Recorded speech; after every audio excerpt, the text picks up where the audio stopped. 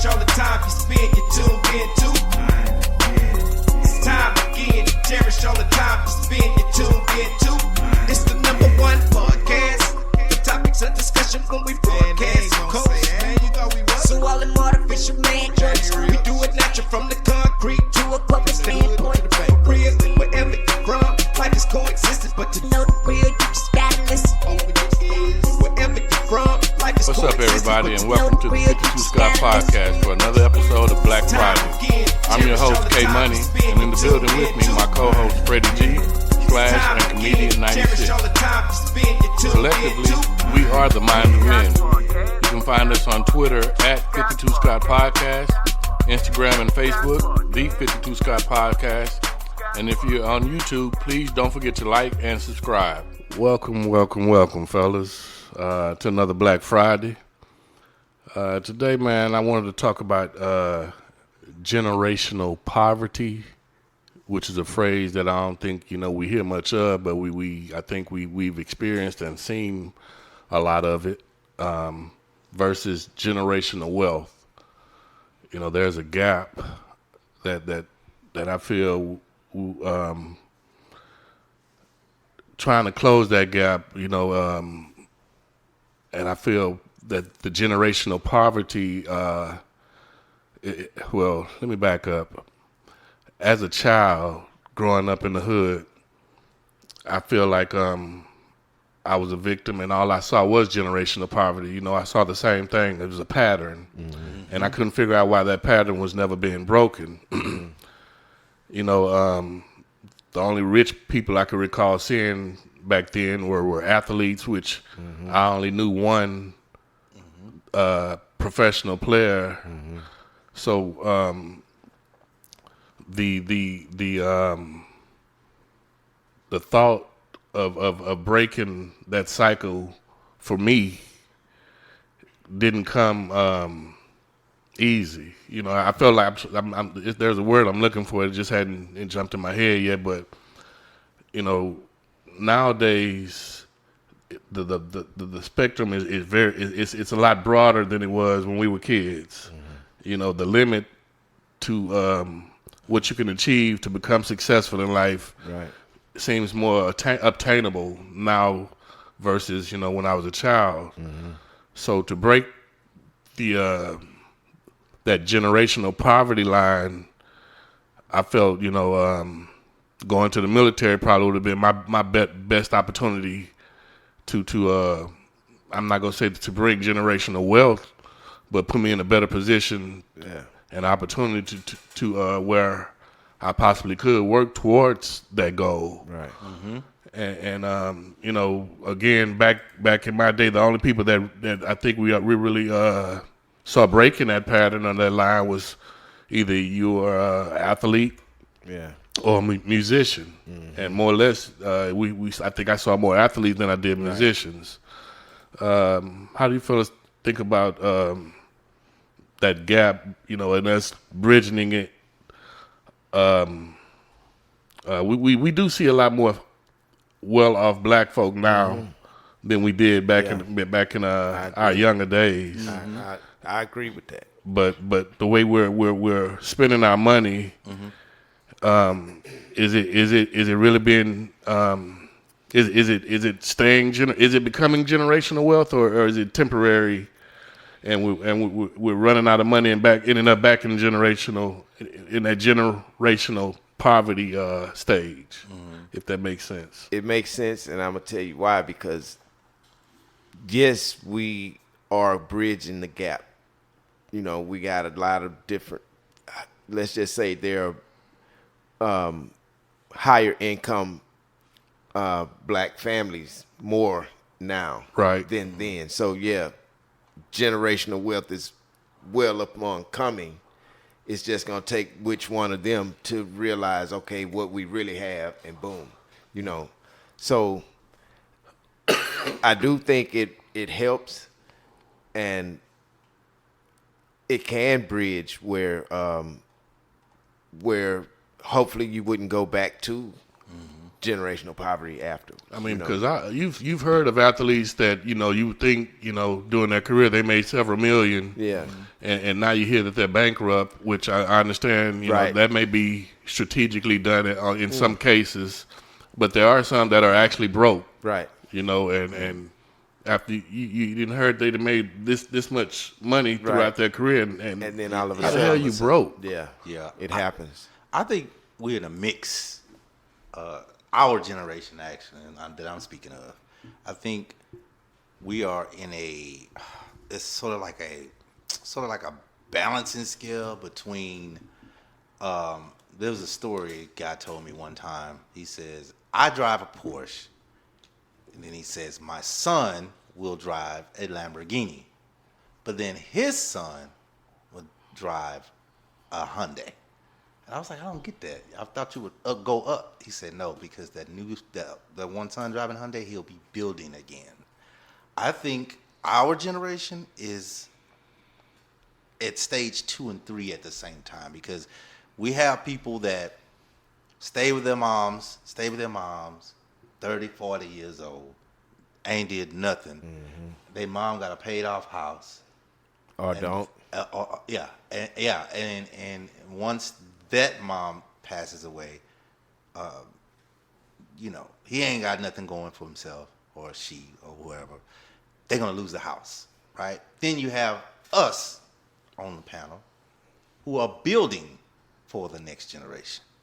So our generation is it's a balancing act. It's like you got most of us trying to pull to go so the next generation can be set, and then you got a lot that are kind of pulling down at the same time.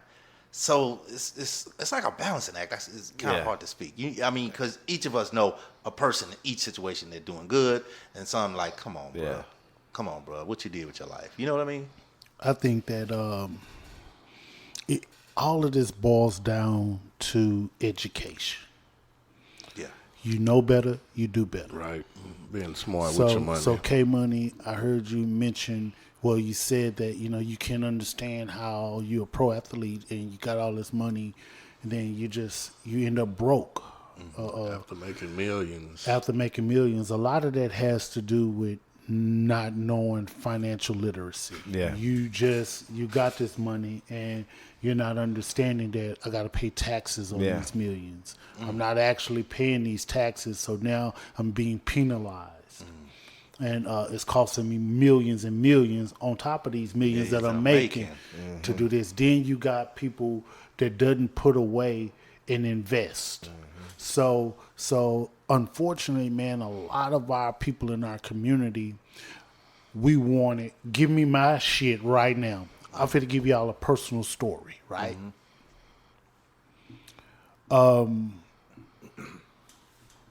There's some land that was handed down to my family, right? Well, to make a long story short, at the end of the day, I thought that we should keep it. Well, there were too many of my family members that wanted to sell it. Yeah. Which made it like, okay, well, damn, I lose. Exactly. So we sold it and got our portions. Right. Now, to me, it was like, no, give me my money now. Right. Yeah. Versus, no, we can keep this because it'll add value. It's going to grow in value. It can be passed down. And at the end of the day, what that land was worth when my people had it over a century ago is worth more now than it was back then. And if it stays in the family, then it'll be, when I'm dead and gone, another 50, 60 years from now, it'll be worth more than it's worth now.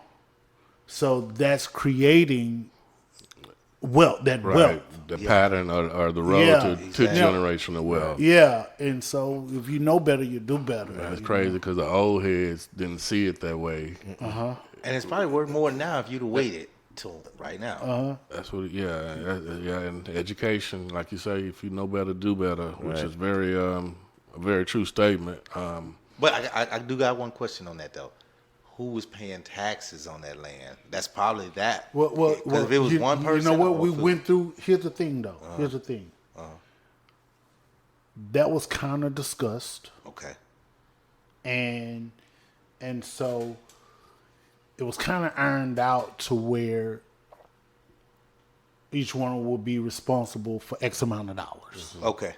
Now that X amount of dollars need to go to a particular individual that's going to oversee, and boom, let's get it. We get it paid, right? Right. Well, sometimes you can't get people to come together, man, to say, I ain't getting your money, and Yeah. don't nobody want to get off no money to do whatever. So at the end of the day, man, I can see both sides. I can see not saying that one of my family members had this mentality, but I can see where, I may be dead tomorrow. Give me mine now, so somebody may want it now. Well, at the end of the day, we want to make sure we keep this generational wealth. Right. Yeah. And so you're not thinking generation. You're Right. thinking just for me, Yeah, for right now, now. for me. Yeah. And you're not thinking about the generational wealth. These youngins that's running around here, this property, this land that they could be, running on and family reunions later on down the line type of stuff. That and growing it. Expand. You're right, expanding. You're right. You can grow it like man. I've seen so many individuals who came into money based upon businesses passed down, and those businesses were ruined. Yep. Education. Ruined. Now there's no more money in the family. Right. Like for instance, another family member, right, had a wash interior, right? For years, man, since I was a little kid, had a wash interior. That family member passed away, and it went, that was money, that was income. Now it was passed down to their child, right? And that child has some income or whatever the case may be until some drugs got involved and lost it. But you messed up the generational wealth. You probably saying to yourself how much a washing machine is going to make these days, whatever. But you got to think about how long back then, when how much we were using washing machines. Yeah. It was something to pass down. Pass down back you then. can have some kind of income, something. Right. Exactly. Now, it's funny you mentioned drugs. Do you think that's like a kryptonite, which is what Took the prolongs people off focus. Yeah, it gets us off that pattern. You could be headed in that right direction, and being in the black community. Yeah. Do you think drugs play a factor in that, or is it just a mental thing? Well, I can make an argument for both, yes and no. Here's the thing. Short answer, yeah, it can, because you're not in your right mind. You're not making the right decisions. You're not even caring. All you're caring about is the next hit or my dope, right? Right. Now, on the flip side of that, there are so many white families with wealth and on drugs. And on drugs, yes. Yep. So many white families that are on drugs. And, Yep. But it's Which still is why I passed asked, down. is it a mental thing? Because, like you say, you there are families out there that's able to continue that habit and still maintain that wealthy status, but they don't let the business. They educate it. Like you got. Like again, you know better, you do better. Yeah. Yeah. I think it starts in the home too, man. We, as blacks, and I will leave it to blacks because we're the most divorced, the most unmarried. It starts with family values. So if our upbringing, if you don't know what you're not taught, you don't know Right. You got to be taught it. So if you're not, your upbringing is not family and values. I mean, if your upbringing, if you're not taught that, if you're a single parent household, you get what I'm saying? Single parent household. I said that all wrong, I know. But if you're a single parent household and you've been used to one single parent and you get it how you live, go out here, be an independent woman, independent man, or whatever. That's how you were raised. So when you get older, it's like I'm in it for myself. Yeah. I'm in it for myself. So you ain't thinking about no family or no. Look, get it the best way you can and until you die. So That's really our personality. The opposite of what we should be out here doing is what we are doing now. And why I want to say that is because the younger generation now are claiming a neighborhood that they'll never own. They're claiming this rather than going and purchasing their own land and creating their own neighborhood. Yep. Right. You know, so the mentality is backwards. The thought of it is backwards because this is what they're doing, and some of them dying for this neighborhood. Yeah. You know, it's really crazy. Extremely crazy. So that's what needs to be turned around. You know. So Them streets miss me, but them streets don't miss you. I hate when they say that. With the different avenues, like you mentioned earlier, that you know can be utilized now to start making money. You guys feel that that should eliminate or generational poverty should eventually become extinct because there are so many ways that folks can make money now to where they shouldn't be in that poverty. Yeah. It should be extinct at some point in time soon. Yeah. I think because some people are just lazy, period. You know, Well, and that's another issue along with the drugs. Yeah, with the drugs, they don't laziness. want to learn nothing else. You know, they comfortable with whatever it is. You know, that's an issue. But you have a lot of us like to keep the knowledge to ourselves. That's one of the biggest things. Like, I'm gonna make this money. Well, think about it. If you know something of knowledge and you try to tell somebody what it is, 9 times out of 10, let's say this. Yeah.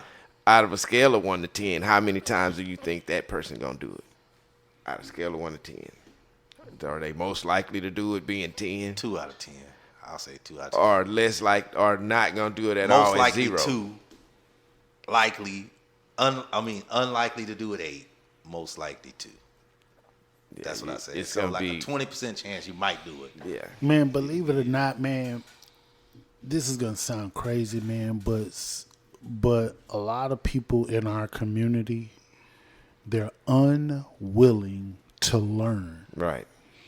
You can have somebody that's